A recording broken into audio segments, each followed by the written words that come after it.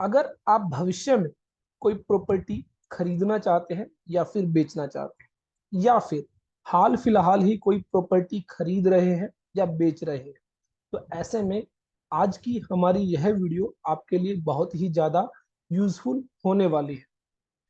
Generally आपने देखा है आज की डेट में अगर हम बात करें प्रॉपर्टी की, लैंड की, बिल्डिंग की, फ्लैट्स की, तो इन्फ्लेशन के अकॉर्डिंग जनरली यह जो वैल्यू है 50 लाख रुपीज से एक्सीड कर जाती है। मींस आप जो प्रॉपर्टी खरीद रहे हैं उसकी जो वैल्यू है वो 50 लाख रुपीज से ज्यादा है, या फिर आप जो प्रॉपर्टी सेल आउट कर रहे हैं उसकी वैल्यू 50 लाख रुपीज से ज्यादा है।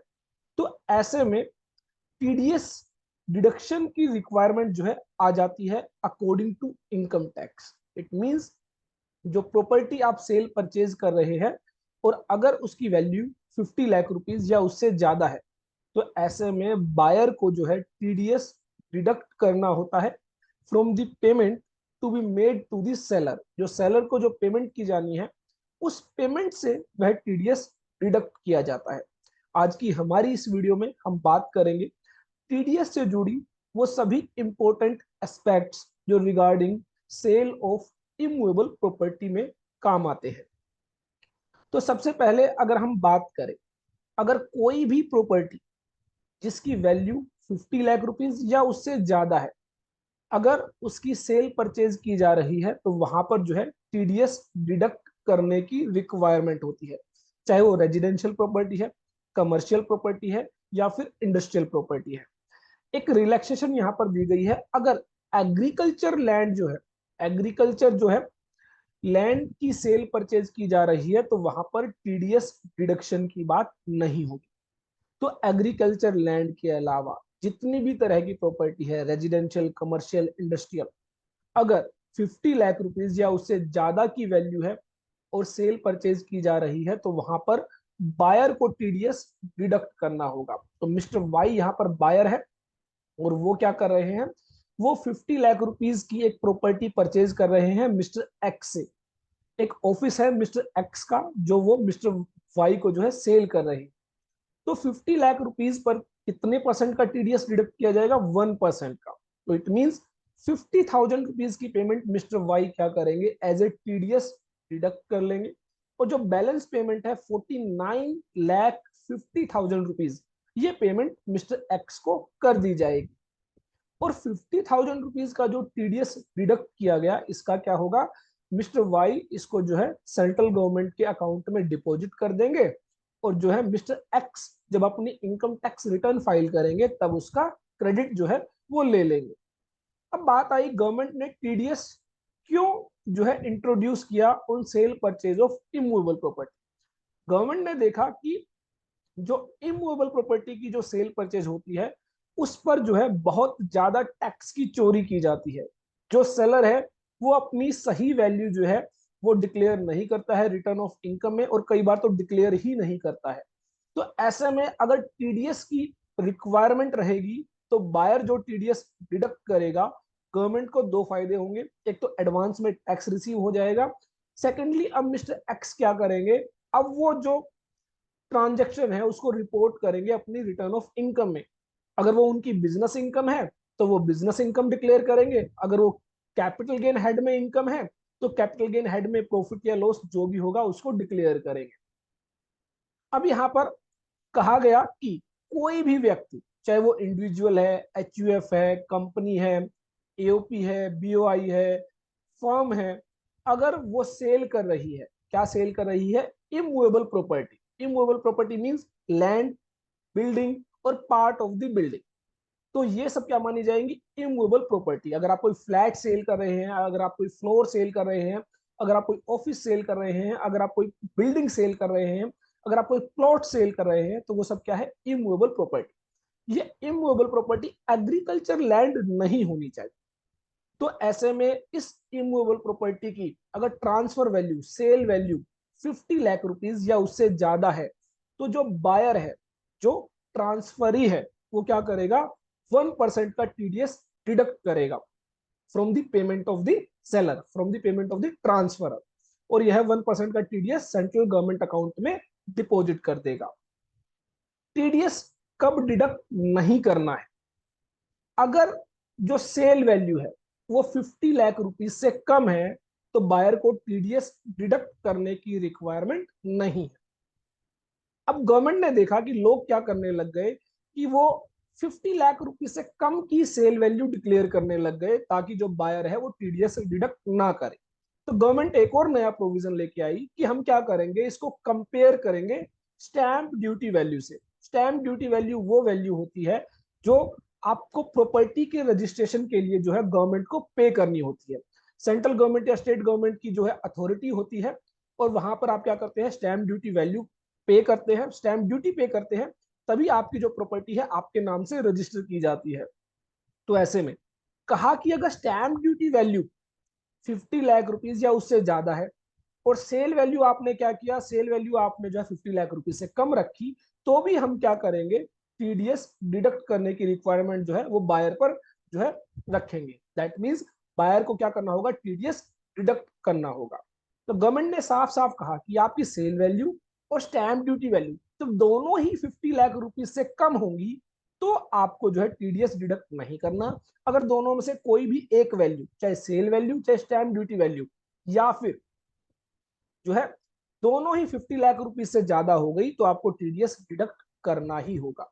तो ध्यान रखें, स्टैंप ड्यूटी वैल्यू वो वैल्यू है जहां पर जो है अथॉरिटी जो है एक वैल्यू डिटरमाइन करती है आपकी प्रॉपर्टी की और उस प्रॉपर्टी पर आपको स्टैंप ड्यूटी पे करनी होती है। ये स्टैंप ड्यूटी सेंट्रल गवर्नमेंट या स्टेट गवर्नमेंट कलेक्ट करती है। तो ऐसे में जो अथॉरिटी फिक्स की गई है वो अथॉरिटी क्या करती है, स्टैंप ड्यूटी वैल्यू जो डिटरमाइन करती है, अगर वो 50 लाख रुपए से ज्यादा है तो भी टीडीएस डिडक्ट होगा। तो यहाँ पर टेबल से आप समझ सकते हैं कि जहां पर स्टैंप ड्यूटी वैल्यू और सेल वैल्यू दोनों ही 50 लाख रुपीज से कम होगी तो ही टीडीएस डिडक्ट नहीं होगा, अदरवाइज आपको टीडीएस डिडक्ट करना होगा। किसको, बायर को। अब यहां पर जनरली अगर आपको टीडीएस प्रोविजंस का पता है तो जो डिडक्टर होता है, जो टीडीएस डिडक्ट करता है, जैसे कि हमारे केस में जो बायर होगा, अब कहा गया कि क्या उसको 10 नंबर लेना होगा, that is tax deduction account number. क्योंकि जनरली क्या होता है, जब टीडीएस डिडक्ट करने की लायबिलिटी होती है तो जो डिडक्टर होता है उसको एक 10 नंबर लेना होता है और उस 10 नंबर के अकॉर्डिंग वो टीडीएस की पेमेंट करता है और 10 नंबर के बेसिस पर ही टीडीएस की रिटर्न फाइल करता है। तो ऐसे में सेल ऑफ इमूवेबल प्रॉपर्टी के रिगार्डिंग एक स्पेशल मैकेनिज्म जो है वो फॉलो किया गया। इट मीन जो बायर होगा उसको 10 नंबर लेने की जरूरत नहीं है। क्यों?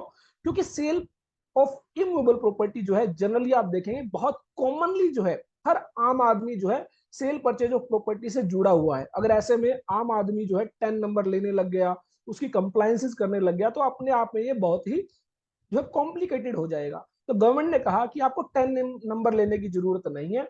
जो बायर है उसके पेन नंबर और जो सेलर है उसके पेन नंबर के जो है बेसिस पर ही हम क्या करेंगे, इस पूरे मैकेनिज्म को जो है वो जो है फॉर्म करेंगे। इट मींस जो बायर होगा उसको टीडीएस डिडक्ट करने के लिए जो है सिर्फ पेन नंबर की जरूरत है, 10 number tax deduction account number की जरूरत नहीं है। उसके अलावा अब यहां पर एक बात का आपको ध्यान रखना है कि एग्रीकल्चर लैंड जो होगी, एग्रीकल्चर लैंड के रिगार्डिंग अगर सेल परचेज की जा रही है, उसकी वैल्यू भले ही 50 लाख रुपीज से ज्यादा हो, उस ट्रांजैक्शन पर टीडीएस डिडक्ट नहीं होगा। एग्रीकल्चर लैंड के अलावा जितने भी प्रॉपर्टी है, चाहे वो रेजिडेंशियल है, कमर्शियल है, इंडस्ट्रियल है या और कोई और तरह की प्रॉपर्टी है जो कि एग्रीकल्चर लैंड नहीं है, तो उस केस में अगर ट्रांजैक्शन वैल्यू 50 लाख रुपीज से ज्यादा है, stamp duty value 50 lakh rupees या उससे ज्यादा है, तो टीडीएस डिडक्ट किया जाएगा बाय द बायर। अब यह बायर जो होगा वो कैसे टीडीएस डिपॉजिट करेगा, कब टीडीएस डिपॉजिट करेगा, अगर वो टाइम पर टीडीएस डिपॉजिट नहीं कर पाया तो क्या होगा। तो गवर्नमेंट ने कहा कि जिस महीने में बायर टीडीएस डिडक्ट करेगा, लेट से जुलाई 2023 में टीडीएस डिडक्ट किया गया, तो गवर्नमेंट ने कहा कि एंड ऑफ द मंथ 31 जुलाई जो है एंड ऑफ द मंथ हो जाता है, उसके बाद आपको 30 दिन का समय दिया जाएगा। इट मींस जुलाई मंथ में अगर आपने टीडीएस डिडक्ट किया है तो जुलाई मंथ एंड होने के बाद अगले 30 दिन का समय आपको दिया जाएगा, दैट इज 30 अगस्त। 30 अगस्त तक वो टीडीएस गवर्नमेंट अकाउंट में डिपॉजिट करना है। तो ध्यान रखें, with in a period of 30 days from the end of the month in which the deduction is made shall be accompanied by a चालान। तो एक चालान के जरिए जो है वो पेमेंट की जाएगी। अब यह जो चालान है इसका नाम है फॉर्म 26QB। तो जनरली क्या होता है टीडीएस के अंदर, पहले एक टीडीएस के चालान की पेमेंट होती है और उसके बाद एक टीडीएस की रिटर्न फाइल की जाती है। तो गवर्नमेंट ने यहाँ पर भी एक रिलैक्सेशन दी। गवर्नमेंट ने कहा कि हम आपको अलग अलग चालान और रिटर्न डिपॉजिट करने के लिए नहीं कहेंगे, हम आपके लिए एक चालान कम रिटर्न फॉर्म जो है वो प्रिस्क्राइब करेंगे। हमने आपका जो फॉर्म बनाया है वो चालान और रिटर्न दोनों का ही काम करेगा। इट मींस आपको चालान और रिटर्न अलग से फाइल नहीं करनी है। जो फॉर्म 26QB है वो अपने आप में एक चालान भी है और अपने आप में एक रिटर्न भी है। तो इसके जरिए आप क्या करेंगे, पेमेंट भी करेंगे और एक तरह से आप जो है टीडीएस की रिटर्न भी फाइल कर देंगे। चालान के जरिए आप पेमेंट करते हैं, आपने पेमेंट कर दी, लेट से आपने जो है मान लीजिए 52 लाख रुपीस की जो है प्रॉपर्टी परचेज की है, आपने 52,000 रुपीज का टीडीएस डिडक्ट कर लिया from the payment of the seller और 52,000 अब आपने क्या किया, गवर्नमेंट अकाउंट में डिपॉजिट कर दिया।